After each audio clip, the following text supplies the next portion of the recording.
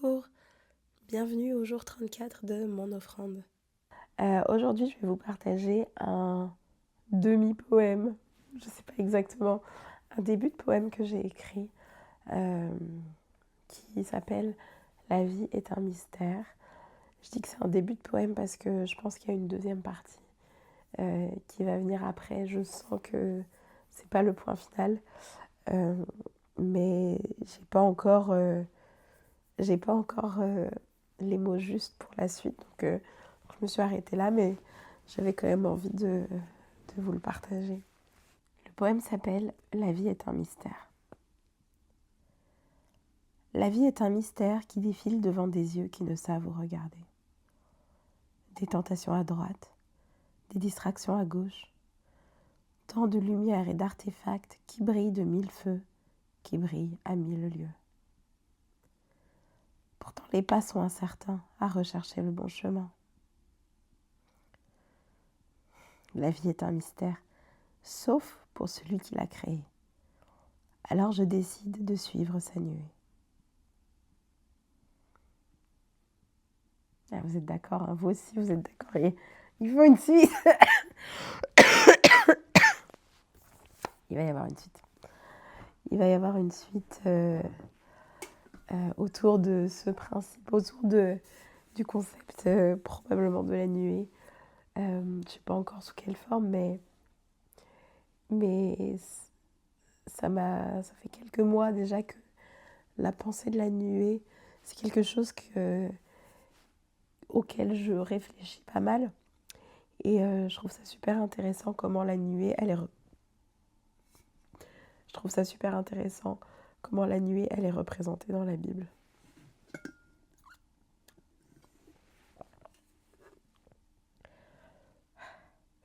Donc, bien évidemment, moi, la première chose à laquelle je pense quand je pense à la nuée, bien sûr, c'est à la nuée dans le désert avec le peuple, la nuée qui se lève, qui se déplace, qui leur dit, qui leur indique quand se déplacer et quand rester à un endroit. Donc, je trouve ça super intéressant que la nuit c'est un feu éclatant. Je trouve ça vraiment super intéressant. Mais pour moi, un passage qui je trouve est notamment euh, intéressant un peu d'une autre manière entre guillemets, c'est dans Luc 9 à partir du verset 28. Bon, en fait, on va essayer le verset 35, mais je, j'avais envie de lire le contexte. Environ 8 jours après qu'il lui dit ces mots, qu'il lui dit ces paroles, Jésus prit avec lui Pierre, Jean et Jacques, et il monta la montagne pour prier. Pendant qu'il priait, l'aspect de son visage changea, et son vêtement devint d'une éclatante blancheur. Et voici 2 hommes s'entretenaient avec lui, c'étaient Moïse et Élie, qui apparaissaient dans la gloire, parlaient de son départ qu'il allait accomplir à Jérusalem. Pierre et ses compagnons étaient appesantis par le sommeil.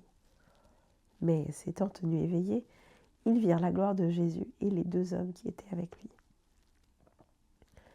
Au moment où ces hommes se séparaient de Jésus, Pierre lui dit : « Maître, il est bon que nous soyons ici. Dressons 3 tentes, une pour toi, une pour Moïse et une pour Élie. » Il ne savait pas ce qu'il disait. Comme il parlait ainsi, une nuée vint les couvrir, et les disciples furent saisis de frayeur en les voyant entrer dans la nuée. Et de la nuée sortit une voix qui dit : « Celui-ci est mon fils élu, écoutez-le. » Waouh! J'aime vraiment beaucoup ce passage. C'est le passage, comme on dit, de la transfiguration.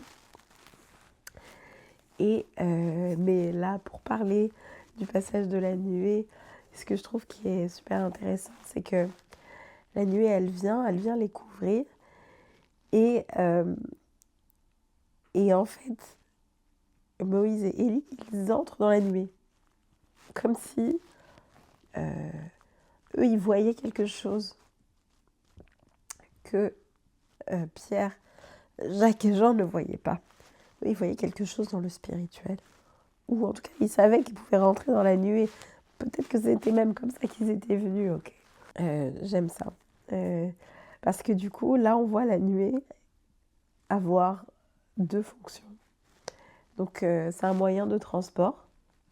Ils entrent dans la nuée.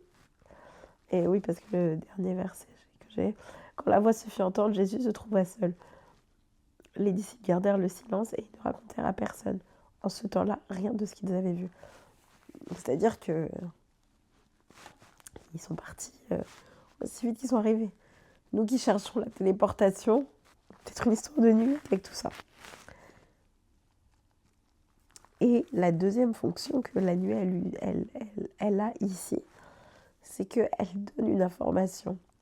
Elle nous dit, de la nuée sortit une voix qui dit, celui-ci est mon fils élu, écoutez-le. Donc la nuée, c'est aussi un moyen que Dieu utilise pour parler à son peuple, pour parler, pour se révéler, pour instruire, pour guider.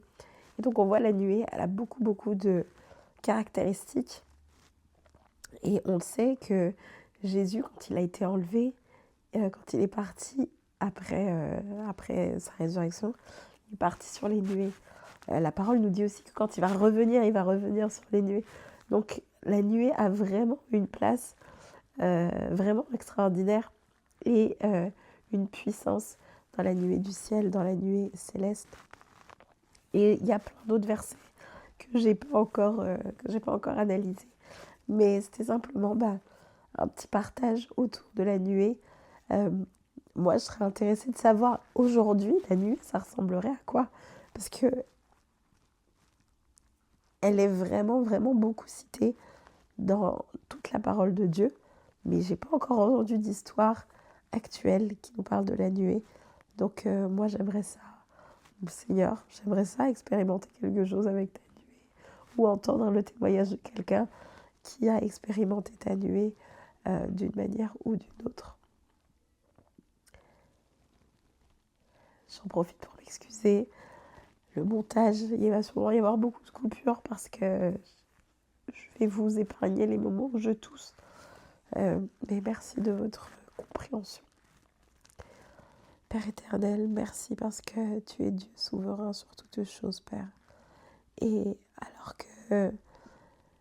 alors qu'on médite, Seigneur, sur ces paroles, sur la nuée qui couvre, la nuée qui dirige, la nuée qui transporte, la nuée que tu utilises pour parler, Seigneur, nous savons que toi, tu es au milieu de cette nuée. Il n'y a que toi qui as cette capacité à nous diriger à travers, Seigneur, toutes sortes d'éléments, Seigneur. Merci parce que tu ne te lasses pas, Seigneur, de nous chercher et de chercher à ce qu'on marche sur le chemin que toi, tu as planifié d'avance pour nous.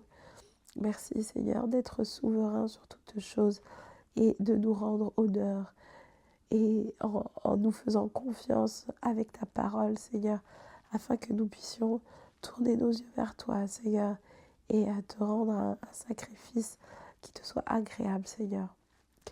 Merci parce que tu mérites toute l'adoration, tu mérites tout notre honneur et tu mérites, Seigneur, toutes choses. Désolée que tout ce que moi j'ai à offrir, ça soit pas beaucoup, mais le peu que j'ai, Seigneur, je veux apprendre à te le donner chaque jour. Sois élevé, sois exalté, éternel. Dans le nom de Jésus, j'ai prié. Amen. À demain.